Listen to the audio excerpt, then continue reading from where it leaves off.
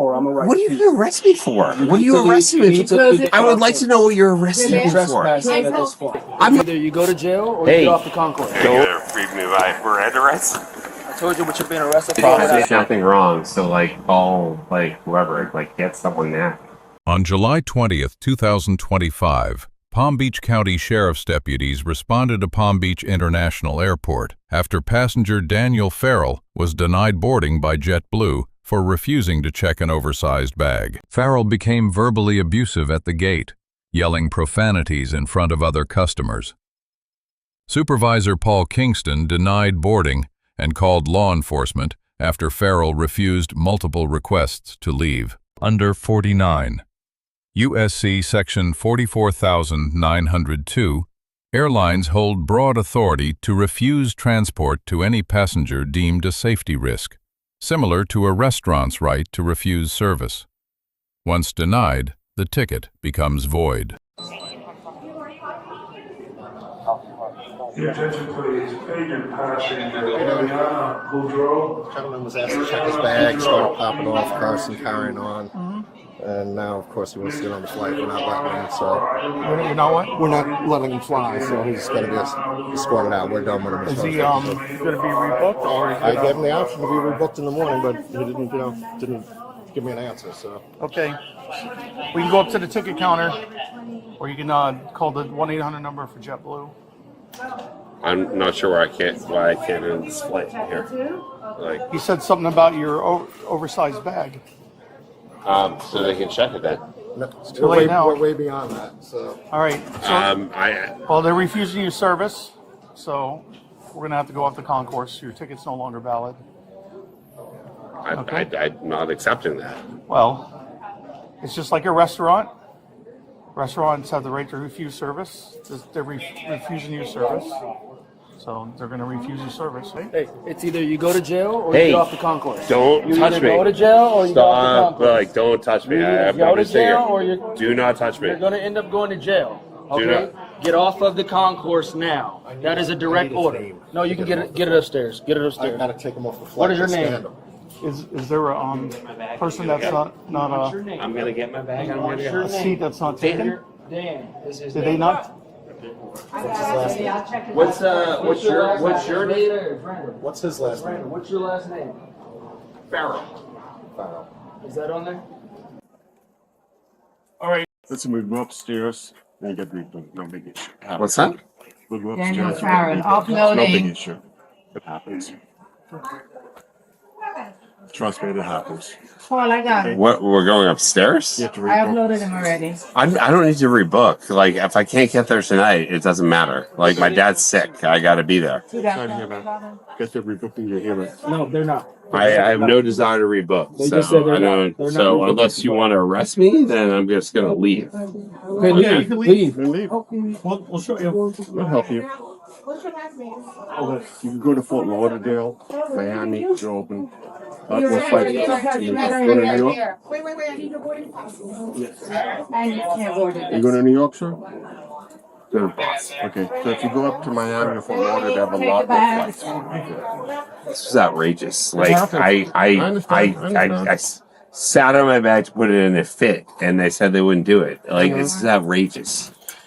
This is outrageous. Flying isn't what it used to be. It's changed. Okay. So we'll help you go to Fort Lauderdale, Miami.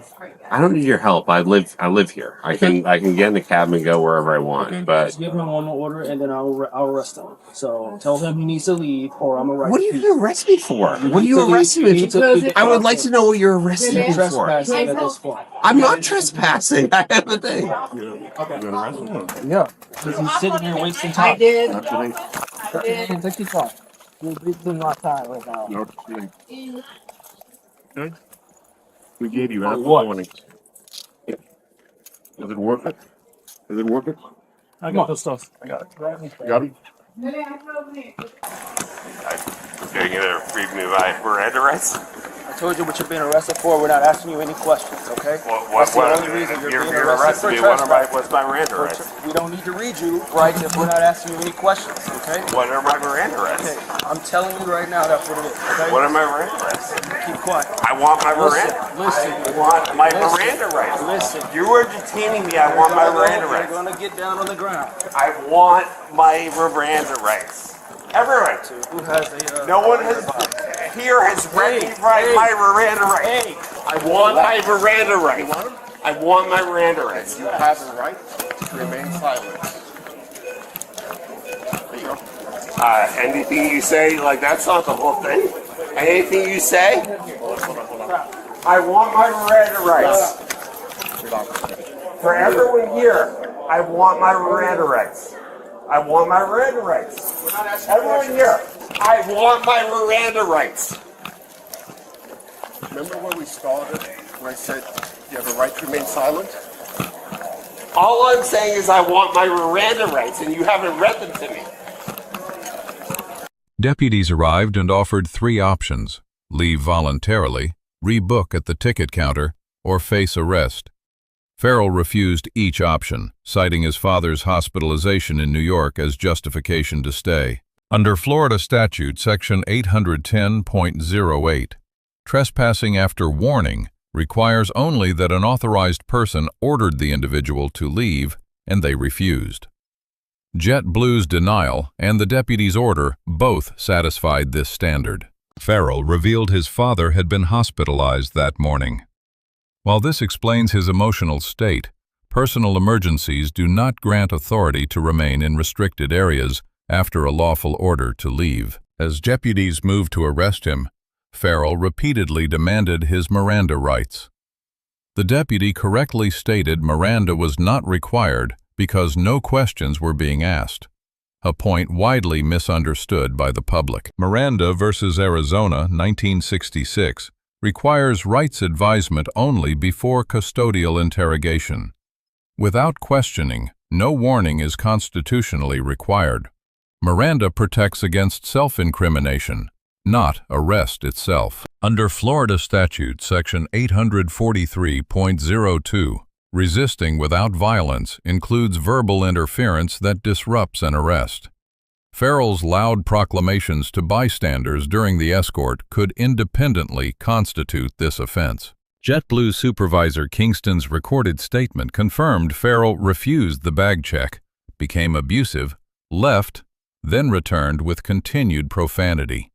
This established the airline had legitimate grounds to refuse service. All elements of trespass were met. Farrell was ultimately charged with disturbing the peace and resisting an officer without violence. His refusal to physically resist was the one decision that prevented more serious charges. I'm trying to learn them. We're going to start and stay with remain silent. Everyone, I just want to let you know, I'm getting arrested and I have not been read my Miranda rights. All I want is my Miranda rights. They did not tell me my Miranda rights. I think there's a little more to Miranda rights than remain silent. I want everyone to know that. Hey. Everyone. Hey. Hey, I can say whatever I want. You need to stop resisting. I'm not resisting. Yes, you are. I'm talking. I'm talking. I'm talking. You need to stop resisting or you're going to go on the ground. I'm not resisting. I'm talking. You said you were going to see your father, right? Yeah, my father's sick. That's where I was going. Where are my bags, for God's sake? Are they there? They're behind you. They're coming. And you said you have relatives over here? I'm not saying another word to you guys, but Today is July the 20th, 2025.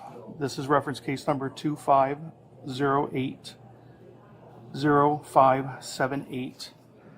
I am here with Supervisor Paul. Can you spell your last name? Kingston. Okay. Can you tell us what transpired prior to our arrival with Mr. Dan Farrell?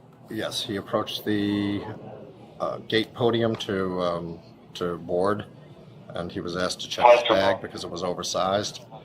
He refused, became verbally abusive. He then asked to speak to a supervisor. I approached him, told him that he wouldn't be flying with us today. He refused to leave the area. Then he left, returned again, more language and more abuse. And then I called the sheriffs, and you guys came, and he was also non-cooperative with you as well. Was he obscene at the gate and yelling Profanities, profanities, and cursing at us and whatnot in front of other customers yeah. and other patrons? Correct. Okay. Yep. Then we arrived, and then we have our video cameras from what occurred there. Okay, very good. So do you swear everything's the truth? I do. Sorry. Okay. Right here. Okay. All right. This ends my interview. I could just take a picture of it so we can put it in our report. So if we would have to take all this stuff into evidence, and it might take you a while to get his stuff back. So we're thankful that you're here to take it. Okay? Yeah. Can you take a picture of it, please? Because that's my phone. So what exactly happened? He's intoxicated. Heavily. I got there after the fact, but apparently he got into discussion, disturbance verbally with the agent, and he wouldn't calm down. Mm-hmm. Deputies arrived, they told him back off, they told him you're not going to fly anymore, and so they arrested him for disorderly Trespassing after warning, too. Because they trespassing after warning because they told him to leave and he wouldn't. I believe that's what he's arresting him for. What's your driver's license? Can you write down the phone number? I don't have anything, so we'll give it to just to let them know. So where is he going? And where This one, the main detention center. It's right on Gun Club Road. It's going to take a while for him to get processed. Maybe I'll say 8-9 hours. And then he can call you because we're going to let him keep his phone and his driver's license. He can call Bravo 229. Advise you that the subject still has his cell phone. 10-4. I'll 51 to get it. I'm talking to the wife now. That was just going to go get his belt. So it's right on Gun Club, but just we're gonna charge his phone up for him. Turn it off so it can have the battery life, and when he get out, he can call you. Yeah, it got wet earlier, and so I'm not sure it's going to charge. Okay, but he's allowed to have a phone call when he get into the jail also. Okay. Or you can continue to call up and see what the process is. So what progress? Just curious, why are you here? Because he called me to say that they weren't letting him on the flight.